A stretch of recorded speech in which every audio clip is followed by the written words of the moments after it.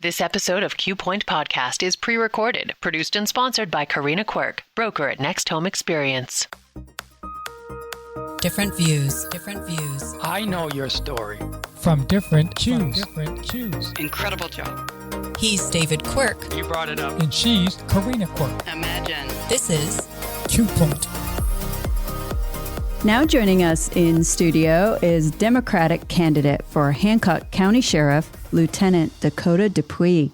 Welcome to the program. Thank you for having me. Yes, thank you very much. I know a little bit about your story, but why don't you tell our listeners? Yeah, so I grew up in the Bangor area, and I grew up there for the first half of my childhood before my family relocated to Hancock County. At that point in time, I went to the Denham School while we resided in Denham and in Otis. For high school, I went to John Baptist, and then later on in college, I went down to St. Joe's College of Maine down in Standish. Following that, I pursued a career in law enforcement. I applied around to a few different agencies, and I was offered a position with the Orono Police Department. I spent the first 4 years of my career with the Orono Police Department in a patrol capacity. And from that point, I had an opportunity to go back home to Hancock County where my family still resided. So I seized that opportunity, and in 2018, I moved to the Hancock County Sheriff's Office in a patrol capacity there. And I worked the road as a patrol deputy from 2018 to approximately about 2022. At that point in time, I had another opportunity to be assigned to the Maine Drug Enforcement Agency. And so I worked there for a couple of years as a special agent, where it was a different type of work, but ultimately very rewarding. It certainly was a benefit when it came to experience.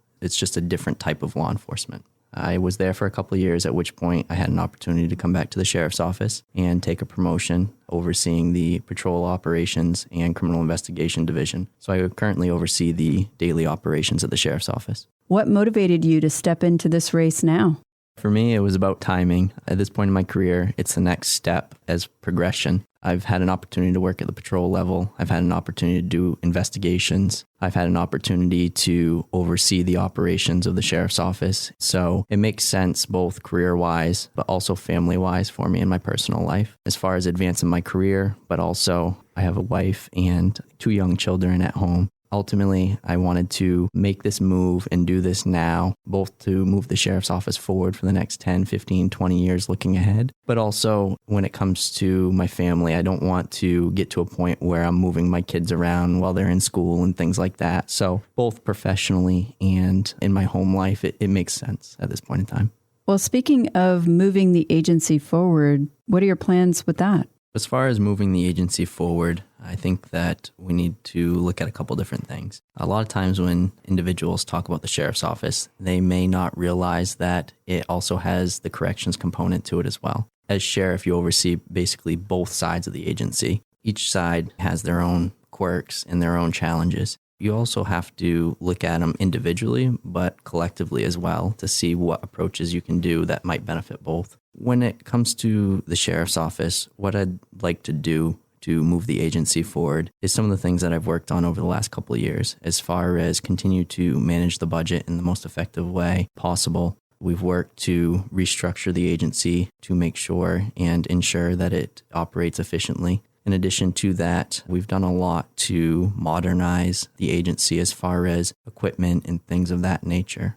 And over the last couple of years, we've worked to improve less lethal options for the deputies, whether that be providing them with updated tasers or what we call 40 millimeter launchers. It's basically like a beanbag round. Different ways that deputies can resolve would otherwise potentially be deadly force scenarios. Additionally, we've also worked to update our cruiser and body cameras. We've prioritized that in respect to what the community expects of us. So during that time, we updated our cruiser cameras, but we also have introduced body cameras, something that the sheriff's office has never had previously. We hope that that will further bring more transparency between the community and the deputies, but also help when it comes to their investigations and prosecution of criminal cases and things of that nature. Other ways that we've modernized the agency is improved our technological equipment, such as laptops, databases, and things of that nature as well. We're looking really to continue that trend moving forward as far as keeping the equipment up to date to allow the deputies to be able to most effectively do their job. to provide them with the equipment necessary to safely resolve any situations that they may come across safely, both for the deputies, but also the community that they interact with. And then also when it comes to, as I mentioned, the body and the cruiser cameras, just continue to build that relationship with the community, that trust and respect. So those are things that we've done over the last couple of years on the patrol side of the house. Now, moving forward, what I'd like to see and how I'd like to improve with that is I would like to obtain our MLEAP certification, which is just Maine Law Enforcement Accreditation Program. That is basically a review of the agency's policies and practices to ensure that they're the best practices going across the state. Again, it helps build that transparency and that community trust. Additionally, I'd like to continue training opportunities for the sheriff's office and the deputies. That goes on both sides of the house, though, as well, for corrections as well. Training is one of those areas where we would use the term high liability, in the sense that if you want an effective individual, then you have to be willing to invest in them. And that also includes with training. It's one of those areas that if you fail to train your deputies or your corrections officers, we call it high liability because that's going to be one of the areas where you're most likely to be sued or a lawsuit. So I want to continue training and expand on that. Another thing on the patrol side of the house where I'd like to move the agency forward is to look at providing mental health services.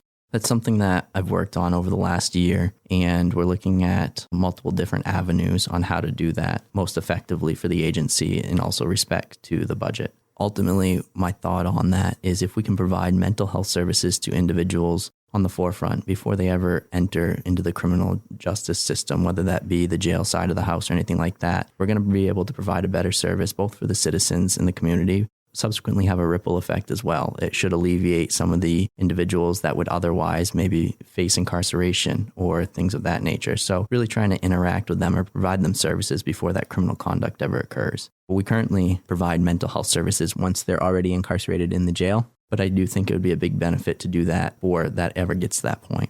Additionally, staffing. It's been asked, are there any calls that go unanswered? And I've said it before in public meetings that we will always respond to any calls for service that we receive. There are no calls that go unanswered. However, they may not be responded to in a timely manner. The deputies may not have the adequate time to complete those investigations to the extent that we would like to see. And it's also a safety concern for the deputies as well. We cover a vast area in rural patrol. It's very different than policing at a municipality. I can say that coming from a municipality. So I've been able to see both municipality side of policing. I've been able to see what that looks like at the state level and then also at the county level. So I do think that would be a benefit moving forward as well, because I've seen the different types of government and what works well and what doesn't. But where I was going with that is when it comes to rural policing, we cover a vast area from one side of the county to the other. We could be talking a travel time of an hour, 2 hours. So when you only have 2 or 3 people covering upwards of 30 towns or townships, that response time can certainly take a while. But as I mentioned, it's also a safety concern for the deputies and the citizens. The more apt that you're able to have additional personnel, at least in a more timely response, that deputy is more likely to be able to resolve a situation more safely without using force. It's also more likely that that deputy is not going to get hurt in a scenario where they have to use force. As I mentioned, it's very different than a municipality type of policing. The other things where I would like to move the agency forward are looking at working collaboratively with others. We currently call share with the state police for Hancock County. We divide the county up into 3 slots or sections. Those relationships with the state have continually improved over the last year or so. We've worked diligently at that. We believe that we've come up with some better solutions to maybe share those law enforcement resources and that coverage amongst the county. So working collaboratively with other agencies is definitely key moving forward for the agency as well. So those are things on the patrol side of the house that I would look to expand on or improve. When it comes to the jail side of the house, we currently offer many different programs. The jail administration staff works very well with the resources that they have available to them. They currently offer programs like Bible study, AA. They have a DHHS counselor. They work with Healthy Acadia for addiction resources. They have sexual assault trauma groups. They have counseling services available to the inmates. They have a library, different things like that. They also have a program that's called High Set. It's a program that allows inmates to obtain their GED if they haven't had that. We do have many programs within the jail that benefits the inmates. But when it comes to the staffing in the jail, a couple areas where we really think we could improve the conditions both for staffing and the inmates are to add an additional corrections officer on both night shifts. Basically, they work 12-hour shifts, so they have 2 night shifts that rotate, or groups of personnel, I should say. And they have a minimum staffing of 4 correctional officers at a time, and that's that staffing level for that individual working group. So anytime an individual calls out sick or is on vacation or anything of that nature, they by default automatically have to start forcing other correctional officers in. So what it does is it's a snowball effect that causes a large sense of burnout amongst the correctional officers, and that then transfers over to resignations and things of that nature. So again, it goes right back to the staffing issues that they currently face. If we were able to add a couple corrections officers to the staff for the jail, that would alleviate the need when somebody calls out sick or they're on vacation or anything like that. That would alleviate the need to automatically start forcing people in. With working a 12-hour shift, when you start to force people to work 18 hours to only turn around 6 hours later and come back in for another 12 or 18-hour shift, it certainly causes burnout, and it's a snowball effect that we see across the state, and we're no exception to that. That's an area where we could certainly improve. Another service that we believe that we could improve on is, I don't think that this is a position that's necessarily called this, but we'll term it as a navigator. What we would envision that position doing within the jail is coordinating really on the outside of the jail, outside resources, housing, rehab, medical providers, and things of that nature, so that when individuals are released, once they walk through that door, there's something for them. There's a person that is able to help connect them with those community resources rather than just open up the door for them and then say, do your best. We hope we don't see you again type of deal. Different ways that we can provide resources to individuals once they are released and also prior to getting there, we think will ultimately better serve the community, but also it should, in theory, relieve a little bit of stress or tensions on staffing and the resources that we do have. Those are areas that we think that we could improve and areas where I would look to move the sheriff's office forward. You are listening to Q Point Podcast. I'm Karina Quirk, co-hosting with my husband, David Quirk, and we are having a conversation with the Democratic candidate for Hancock County Sheriff, Lieutenant Dakota Dupuis. Recently, we had Sheriff Kanan here, and at that point, you hadn't had the body cams yet, so those have now been received. Are they implemented? They have. They were installed, and we're currently in the process of just working out any last little bugs that are in them. The same as you could expect with any new program that you bring into an agency. They are in operation. We are working out any last little kinks, but I do believe they'll be a great benefit for the agency. As I had mentioned, with transparency, accountability, and public trust, I do think that they will serve as a great benefit. They have yet to be utilized in any criminal trial or anything like that, but we'll see what that looks like when that time comes. We also talked about the K-9 unit. Is there any follow-up on that? We currently have one K-9 unit. We did ask for a second one earlier in this year. There was some controversy on the budgeting for that. At this point in time, we do intend on moving forward with one K-9 unit. It is something that I would look to bring back up in the future and expand on. But at this point in time, we'll move forward with one K-9. Currently, you oversee all operations. Is that what the lieutenant does? That's right. For the hierarchy or the structure of the agency, I oversee the daily operations of the sheriff's office. What that looks like is I oversee both the patrol division, also the criminal investigation division as well, along with our special services. And what I mean by special services is we have deputies that are assigned to provide security services at the Bar Harbor Trenton Airport that is owned by the county. We also have a deputy out on Swans Island, and we have a school resource officer within the Denham School as well. Those all fall under my umbrella. In addition to that, I work on scheduling, grants, hiring, budgeting, equipment acquisition, and really anything that when you think of daily operations within the sheriff's office that generally falls under my purview. Those are the things that I mainly spend a lot of my time on, interacting with the community. I speak with the different town offices, budget meetings, and so forth. Ultimately, that's what I do day in and day out. I spend a lot of time behind a desk, unfortunately, these days. Obviously, the sheriff's role is some politics involved, going down to Augusta, testifying, working on different bills. Are you prepared for that?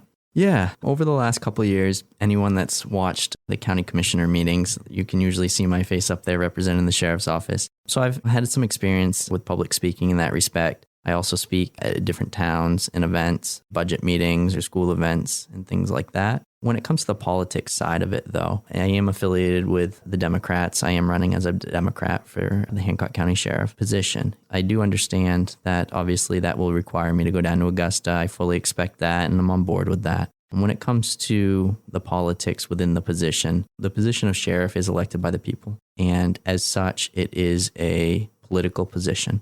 While I do believe that position may have an influence one way or the other when it comes to a political affiliation, I really do believe that that position should ultimately do the letter of the law. We should do whatever is in the best interest for the community and the citizens. So while I do have a political affiliation, I would not say that I will allow that to significantly influence my decisions as sheriff or how I would utilize the sheriff's office, whether that be directions for patrol or the corrections division or anything like that. I think that ultimately we have a job to do. And although politics does play a role in that, I really think that should be minimized to some extent.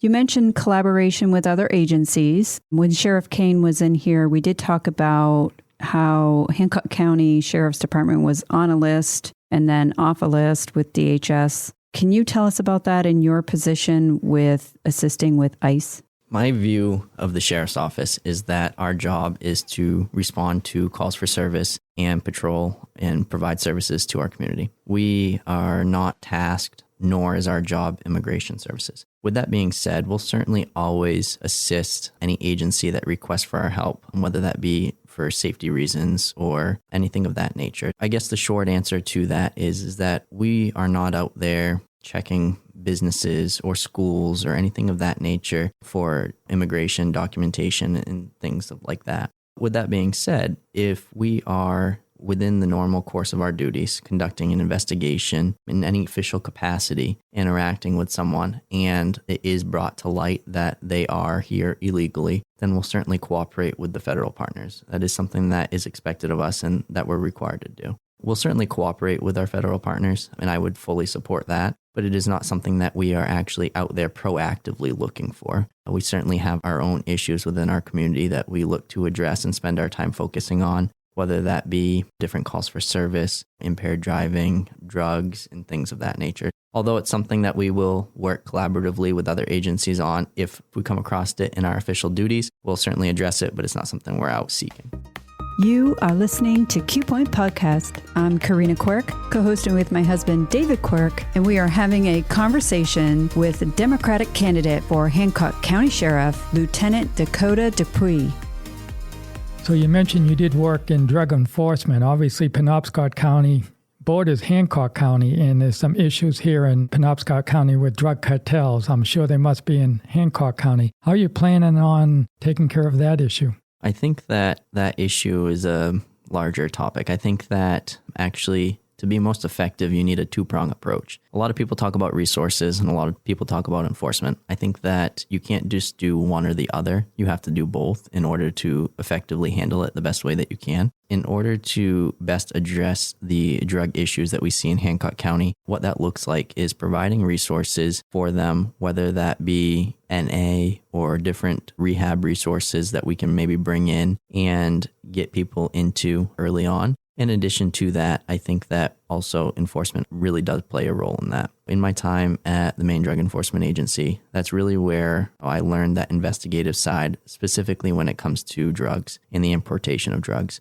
During that time, we saw basically our primary role or function was, I guess I would classify as hard drugs. Our focus was mainly on fentanyl, the importation of fentanyl, methamphetamine, cocaine base. And I worked a specific investigation that dealt with the importation of fentanyl. During that, they were importing approximately about 2 kilos of fentanyl a week from Lawrence, Massachusetts up into Penobscot and Hancock County, and also Waldo County as well. So a lot of times what we see is the drugs are being brought in from out of state simply due to the profit margins that they're able to capitalize on. For example, we would use the term a finger or a stick, which is just a term that references 10 grams of fentanyl. And that 10 grams of fentanyl could be purchased out of state down in Massachusetts, or with those individuals bringing it up to sell it here basically at wholesale for about $150 for 10 grams. Now, an individual could come out of state and sell those same 10 grams in Washington County, for example, in the Machias area for approximately $500.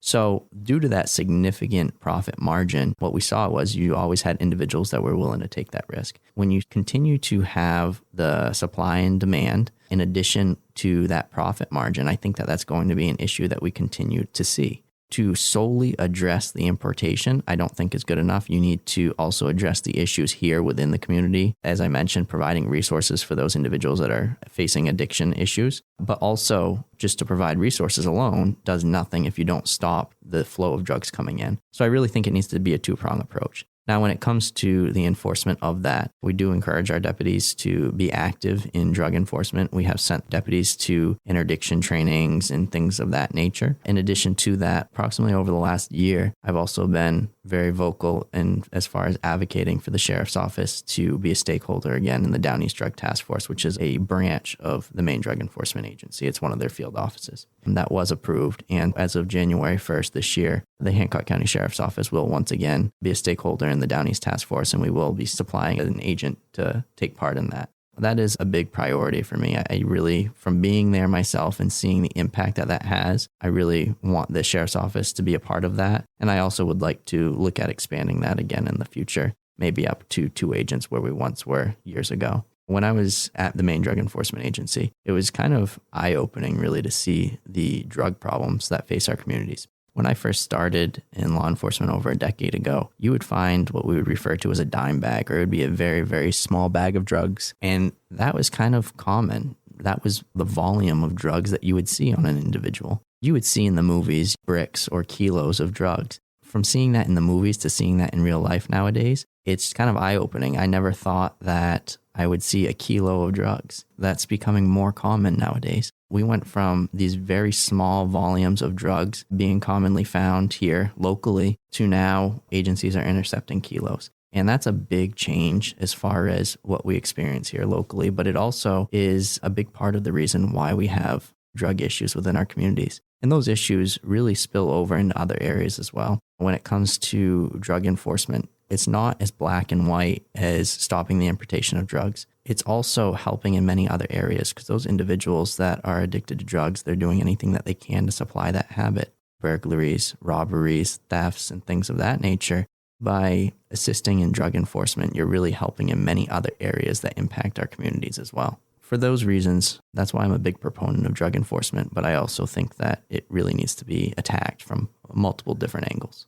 Speaking of crime, what are your thoughts on cashless bail? With 15, 20 sets of bail, people are being released. Yeah, when it comes to cashless bail, I listened to one of your podcasts a little while back. Chelsea Lins, the deputy district attorney for Penobscot County, I think worded it probably the best that I've heard in regards to what has changed over the years. She described it well in saying that it's not when you compare it to how other states structure theirs. However, I do think that we do have a problem when you look at individuals that do have 10, 15, 20 sets of bail. At some point or another, we need to be able to look at the system and say, okay, this isn't working when it gets to this point. And I think it's a much larger discussion because you need to be able to sit down with all the stakeholders in a room and say, okay, how are we going to attack this? But I do think it is very clear that when it gets to that extent, you need to take some other intervention because this is not a working system. So when it comes to cashless bail, while I understand the reasons why certain changes were implemented, I think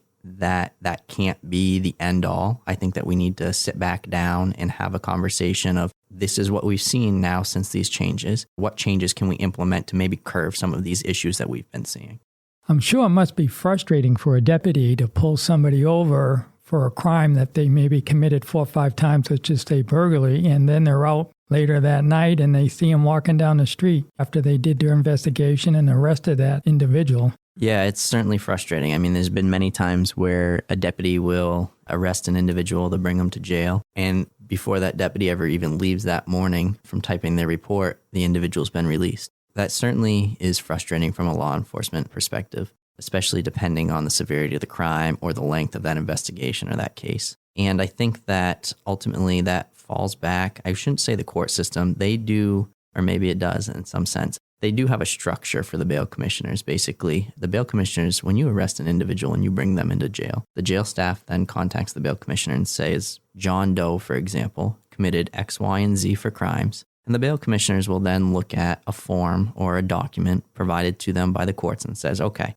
this person has done this crime, this crime, this crime. Their bail should be X, Y, or Z. Then they'll relay that to the correctional staff. And whether that individual is able to post bail or not depends on what that amount is set at, their financial ability they have to post that, and so forth. I do think when it comes to certain crimes, we should look at restructuring how we handle things, especially when it comes to crimes where there's a victim involved, and also the severity. I think that maybe bail should be looked at a little differently for your crimes such as burglary and robbery and things of that nature in comparison to somebody that's charged with operating after a revocation or misdemeanor possession of drugs or something to that effect. I think that the system overall could use some improvements, and it's something that they've made changes to over the last handful of years, but I think it's something that we need to continue to look at to adjust accordingly, because as I mentioned, when you have individuals that are committing felony crimes, burglaries, and of that nature, for them to be released before the deputy can even finish typing their report,